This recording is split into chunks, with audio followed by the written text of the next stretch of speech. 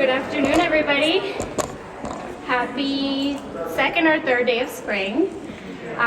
Welcome to everybody who's here. My name is Marcela Betancourt, and I'm the director of the Latino Policy Institute. Our organization is part of the Revenue for Rhode Island Coalition. Our coalition actually has over a dozen organizations with members from all throughout our state that do great work to improve our communities. So today, we're joined by our legislative sponsors, other coalition members, and Rhode Island residents who understand the impact and importance of this legislation today. The legislation that we're here to support would help us generate over $144 million in revenue for our state by adding a new tax bracket to the 1% earners. That is actually about 5,000 individuals in our state who make over $500,000 a year.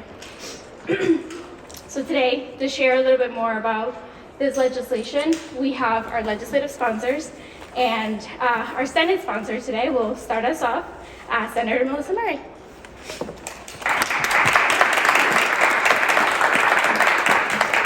Thank you so much, everyone. So this bill creates a new tax bracket for the top 1% of earners at a marginal rate of 8.99% in place of the current 5.99% on those earning more than $500,000 a year.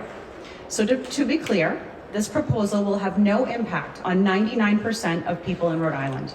It will only impact about 5,000 filers whose average gross adjusted income is about $1 million a year. The new revenue generated would be an estimated $144.5 million a year. And again, to be clear, if you make less than $500,000 a year, you will not be impacted by this legislation. Our current tax code is upside down. The wealthiest Rhode Islanders pay a smaller percentage of their overall income in total taxes than the rest of us. And the wealthy have benefited from numerous state and federal tax cuts over the past 20 years. During the COVID-19 pandemic, the rich have gotten richer. In fact, we had to raise the income bracket from this bill that was introduced just last year. At the same time, the pandemic has exacerbated inequalities even further.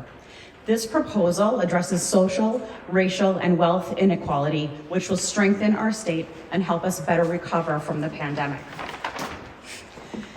So we hear of the millionaire flight myth as a reason to not pass this bill.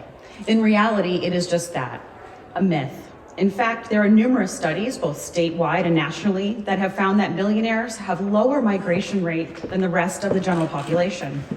Travel is a luxury good, migration is not. Folks who are more economically and socially tied to where they make their money are far less likely to move. And we shouldn't allow this anecdote to prevent us from implementing a fair tax code for all.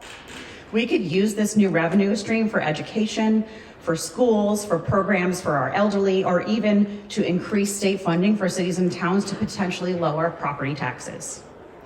And some say now isn't the time, that our state is flush with cash. These federal dollars that we have right now have a lot of strings attached to them. Anything we use this money for must qualify for these federal funds, and there is a time limit for these dollars to be spent. So after that money is gone, how will we sustain and maintain those vital investments that we made with those federal dollars? This proposal addresses that very issue. So not only does this proposal address our existing tax inequity and create tax fairness, it also creates a long-term, sustainable, predictable revenue stream for our state. It's the right thing to do, and the time is now.